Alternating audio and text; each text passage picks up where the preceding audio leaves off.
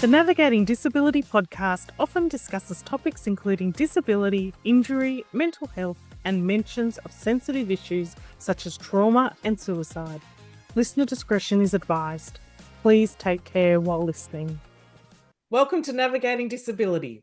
Today we're joined by Isaac Harvey, MBE, disability advocate, content creator, and president of the Wheels and Wheelchairs. Born with limb-pelvic hypoplasia, Isaac uses his feet to edit videos, navigate digital spaces, and advocate for accessibility. His adventurous spirit has led him to skydive, sail tall ships, and even model adaptive fashion at London Fashion Week. Recognised with an MBE in 2023, Isaac continues to challenge perceptions and promote inclusion through storytelling and community engagement. Join us as we explore his journey and the impact of his advocacy. Welcome, Isaac. Yes, thank you for having me. Tell me, your journey with disability, were you born without limbs? Yeah, so as you mentioned, I was born in East London with a disability where I have no upper limbs and short legs, a weak pelvis, meaning I'm not able to walk. I also have scoliosis, which is the curvature of the spine, and on top of all of that, I have acid reflux. Doesn't sound nice. How have you Yeah. navigated? Do you mind me asking, Isaac, how old are you? I'm 29. So how have you navigated the last 29 years? Oh, it's come with its ups and downs, and definitely a roller coaster of life. Since the beginning, I've had very supportive friends and family who have really encouraged me to be the best version of myself. And that's definitely helped with the navigating disability.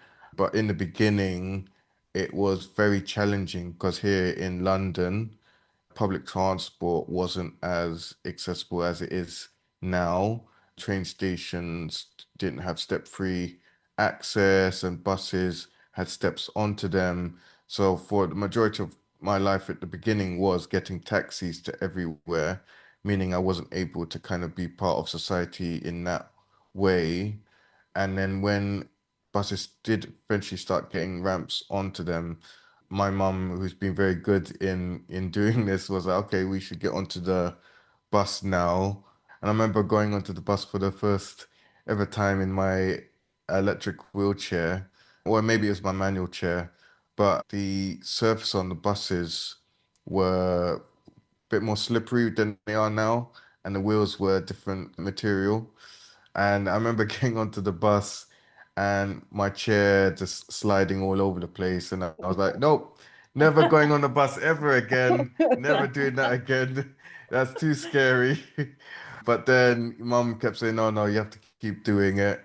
And yeah, I kept going onto the buses, and now it's second nature now to go onto the bus. And same when we had the 2012 games here in London, they really pushed for better accessibility, and that really helped with stations becoming more accessible and staffing to be at all stations so you can turn up and go, rather than, before that I had to sometimes book at least 24 hours in advance just to say where we were going.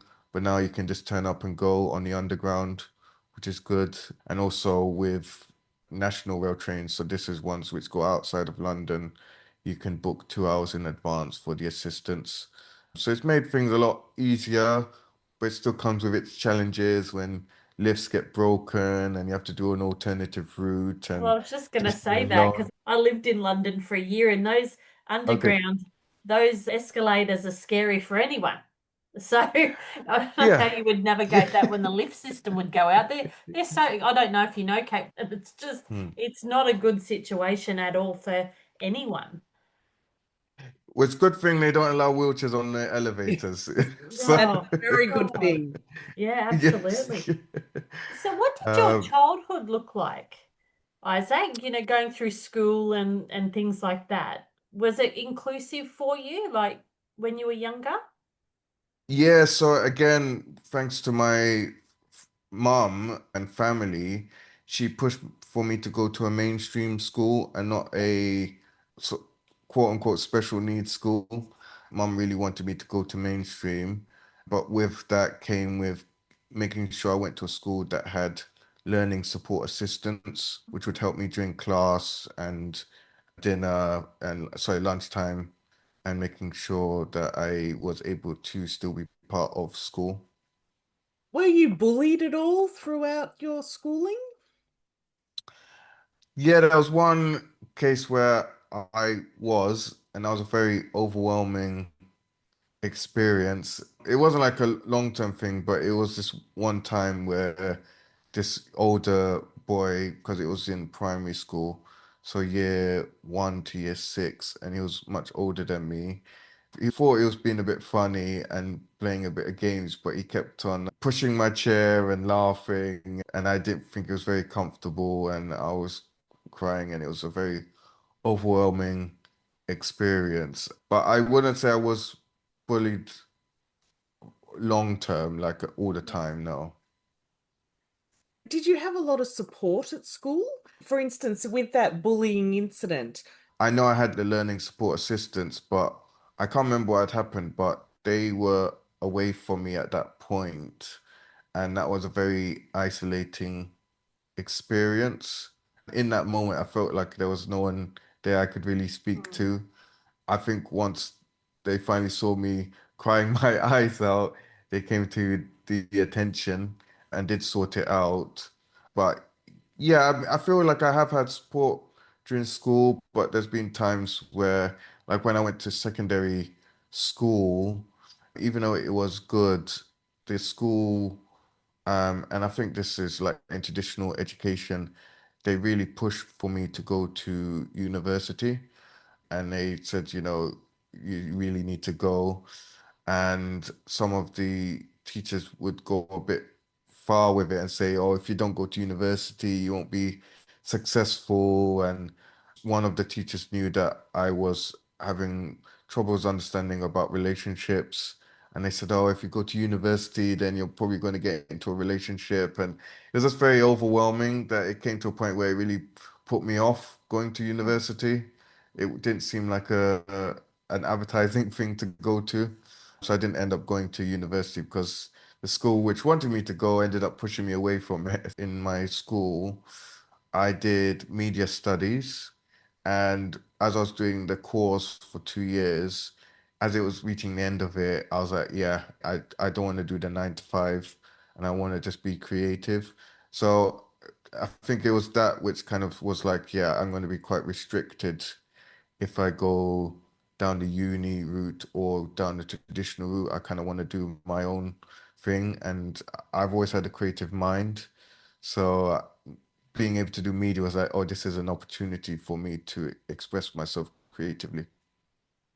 So have you ever had moments of self-doubt, Isaac, on your journey? Like, Yeah, no,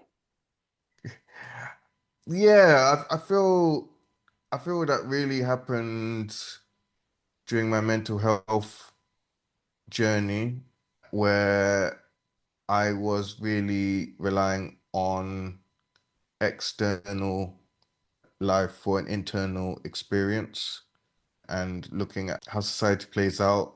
For example, having a relationship means you're yeah. going to be happy in life, having a successful job. And also, when I was in this moment, people were seeing me as this inspiration or motivation. And I thought, oh, I can't really talk about how I'm actually feeling because I could be seen as a disappointment. So I would kind of keep that internally, and also thinking like this is my problem and only I can deal with it. So why should I talk about it? All those three things kind of came together. And even though I was being, I did a skydive and I was skiing and all doing all of these things, but I didn't really at the time, I was grateful for the opportunities, but I didn't really appreciate them at the time Yeah. because I thought that's not a successful, happy life.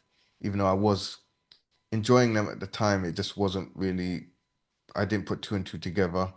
Okay. And I thought, yeah, to be successful, I needed to have the things that society deems as successful when actually that wasn't true. So how did you overcome that? So it got to a breaking point, and I was like, okay, I really need to learn about this, why I'm feeling the way I'm feeling. And I'd seen this movie, it was called Lucy, about 2, 3 years prior. And I'm not sure if you've both have seen it or not, but in the film, the protagonist uses more than 10% of her brain. And with that, she was able to change her reality and different perspectives and things. And I remember seeing that film, and in that moment, I was like, was that film fantasy or was that reality? And I literally just had that pop into my head, and I went onto YouTube and I typed in 10% of your brain just randomly onto YouTube, and I came across a guy called Bob Proctor, and he was talking about the law of attraction and how you think, feel, and speak is the reality that you create. And I thought that's a really fascinating subject, and I went down a bit of a rabbit hole, really learning about it, and that really changed my perspective on things, self-awareness and understanding that how I was feeling was the external experiences. So didn't, I was relying on I went down a rabbit hole of really learning about it. And I also took on meditation, something I did openly mock at times. I was like, how can you breathe for 5 minutes and feel okay afterwards?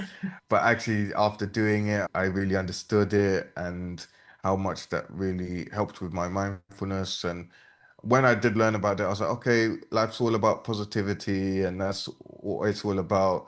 And I did that for a year, and I was like, okay, I'm at a point now, I really understand it.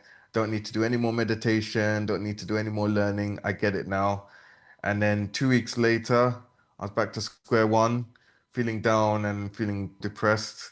I was like, oh gosh, how did that come about? Because I've done all this learning. How can that all happen? And that's when I realized it's a journey rather than an end destination, and you just got to Yeah. keep at it. So yeah, and I kind of, it's still, life still has its challenges now, but I still have, it's much easier now for me to overcome things mentally. I love that. It absolutely is a journey. Can you tell us a few of the obstacles that you face on a daily basis? Gosh, where do I start? They One that's been quite prominent this year is for the majority of my life, and how I've been able to achieve so much is because of the support of friends and family. And they've been a huge support network in coming with me to events, perking me up when I'm feeling down, and all of these different things to be able to get me to where I am today. But realistically, it just wasn't going to be sustainable because friends and family work. My mum's has been getting older, so she wasn't able to help out as much, and other people have commitments. And eventually, I knew that I would have to get extra support outside of the friends and family. And trying to share that with the local authority. They come and visit you because when you're at home and they've got people who are going to help you regardless of the situation, they feel like, oh, well, you've got support, so technically you don't need any of our help then. And even though they can see my mum's a lot older and my brother does work, that they think, oh no, you don't need any help. And, they do, because the questions that they ask, you have to basically talk about yourself negatively to get what you want. So they say, "Oh, what can you do?" And instead of saying, "Oh yeah, I've gone skating and I go skiing and I do public speaking," you have to say, "Oh no, I need help to do this. I need help to do that. I can't do this. I can't do that." And it's very hard to kind of put yourself in that mindset. a Be very talking about deficit-based yourself. system, Yeah. Yes. which And it's kickboxing. it is absolutely Yeah. tip boxing, and it sounds very, very similar to what we have over here. It's not, and one thing I've learned doing these interviews is that it's actually not about the disability. It's about, excuse me, your ability. And everybody has so much ability and so much potential if we can just give them the support that they need. So, do you get support, outside support, Isaac? Still ongoing. I ended up in a nutshell because it's a lot of layers to the story this year. But in a nutshell, I ended up having to move out of my place just for the local authority to listen to me. Mm. And now I'm in a temporary supported living place where the care is absolutely amazing and the support is here, but the environment for where I live is not the best suited for me. Even though management here has been excellent in trying to make it the best that it can be, it's just, yeah, it's very challenging when the local authority on ones who are meant to be advocating for you, but actually you end up being against them. Yeah. It's a very familiar story, which is the sad thing that they post that they're there to help, but they're more of a hindrance and a barrier than they are Yes. helpful, which Unfortunately, it comes down to money at the end of the day, yeah. and how much does it Well, cost? yeah, I mean, that's definitely part of it, but I think there's also a lack of empathy Mm. and people just not really understanding and fighting your corner. Because I know I'm not the only one who needs support, there's millions of others, but I had a social worker who just lacked empathy and was very defensive when I brought up actual concerning things. Tell us about Fashion Week. How did you get that Yeah. gig? A more positive note. Yeah. Fashion Week. It's a bit of a funny story. So I I've said this multiple times, I mocked the fashion industry because whenever I saw fashion, you would always see such ridiculous outfits on the catwalk. And I was like, I don't want anything to do with that. If that's what fashion is, that's nothing to do with me. But it was 2021, and I first joined LinkedIn, and I was sharing my story on there, and a adaptive fashion brand, Unhidden, got in contact with me and basically was saying, "Oh, I see what you're doing with wheels and wheelchairs, and it would be great to do some sort of collaboration." And when I saw the message adaptive clothing, I was like, I've never heard of that term before. Because when it came to clothes, I just relied on mom making clothes fit me. That's all I really knew. And I was like, okay, this is really interesting. So this Unhidden had a pop-up shop in central London, and I she invited me to go there because it was once a week for like 7 weeks, and I thought I'd go for one of the days. And the day I ended up going was the last day of the pop-up shop, and she basically said that for the final day, we're gonna be doing a runway show and asked me if I'd like to become a model. I was like, I've never done modeling before, but yeah, sure, why not? I'll, I'll do something different. So I ended up going and becoming a model, but also I got to wear some of the clothing, and I wore an outfit which had magnetic buttons to make it easier for people to put the buttons on. And within that moment, I was like, okay, I understand it now. I really do understand adaptive clothing and how it's so much clothing is not accessible for a lot of people. And then going to a fashion show a year later, where I got to go to a show where a lot of people were represented on the catwalk, all different shapes, sizes, disabilities. I was like, okay, this is what fashion should be. It should be representing everybody. And then, yeah, one thing's led to another. And then I'm not sure when this will be going out, but I'll be going to Paris Fashion Week in June for the Oh, first time. So, Amazing. That's yeah. amazing. And you probably at the time didn't realize how much effort that your mum had to go to make the clothes Yes, accessible for you. yes, no, I didn't. I didn't. It didn't really clock. It was just something. Mum did, and mums do so many things that they just do with Yes, their mum. yes. If you were talking to someone now who was really down about their disability and they felt like it was limiting them and there was no future, what would you say to them? What words of advice would you give them?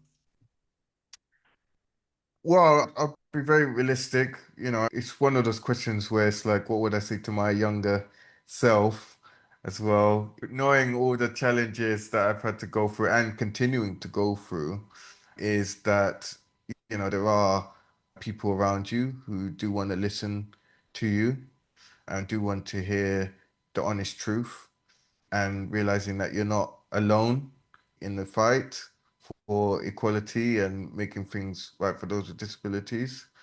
And as we said before the recording, we're all doing our bit to make a difference to everybody's lives. And I think that's so important to know that you're not alone and we're doing this together. And there's a light at the end of the tunnel. So what's next for you, Isaac? What's in the pipeline for you? We've got Fashion Week and all the things. What else is happening in your world? So I'll be doing public speaking engagements, speaking about my lived experience on different platforms, but also my involvement with wheels and wheelchairs for the first time.